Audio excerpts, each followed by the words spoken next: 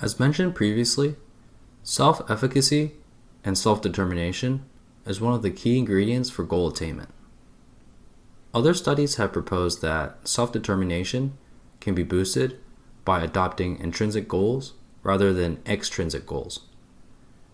Recall that we previously touched on intrinsic goals and motivations by highlighting that intrinsic goals are more focused on internal concepts and goals such as health and autonomy. On the other hand, extrinsic goals are the opposite, focusing on external concepts and goals like wealth and image. By relying on extrinsic motivation, we might become demotivated as we allow unrealistic external conditions, such as social media sources like Facebook or Instagram, to dictate our goals. Unfortunately, due to these external conditions that influence an individual's extrinsic motivations, extensive research and coverage has been done in this area to show the negative impact of social media on mental health. This is not to say that social media has done nothing but harm to society, but we should perhaps rethink what happiness means for ourselves instead of what happiness means for others. This would be an initial step to priming ourselves for self-efficacy and goal attainment. In general, we can facilitate self-efficacy and goal attainment by being mindful of the following. Number 1, ask for help. We should not go through life with a hefty bag of unanswered questions. Instead, we should think about any resources we could leverage to help us on our path.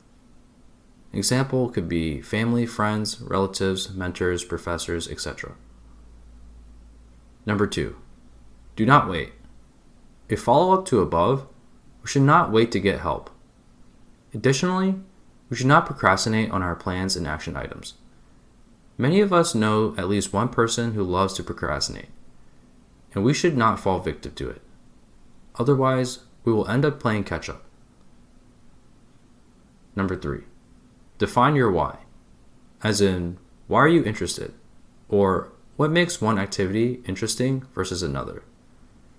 We should really take the time to define our intrinsic motivations. In doing so, goal pursuit becomes more enjoyable and rewarding rather than lacking in meaning. Number 4, think about the problem. During this process, we will certainly run into problems, some expected and some unexpected. We should really take the time up front to define our problem rather than running into problems later, only to realize that roadblocks could have been avoided had we took time to really think about it beforehand. Number 5, think big. Studies have shown that aiming for more difficult goals will improve baseline performance and set the stage for even bigger challenges in the future. By thinking big, we allow for more growth opportunities during the goal-oriented planning process.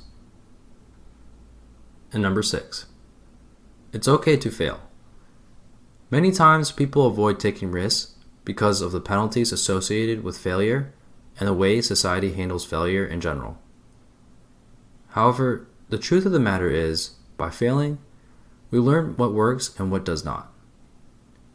We can more clearly see the differences between what our actual results are versus our desired outcomes. Consequently, after failing, we can begin to make changes and adjust accordingly.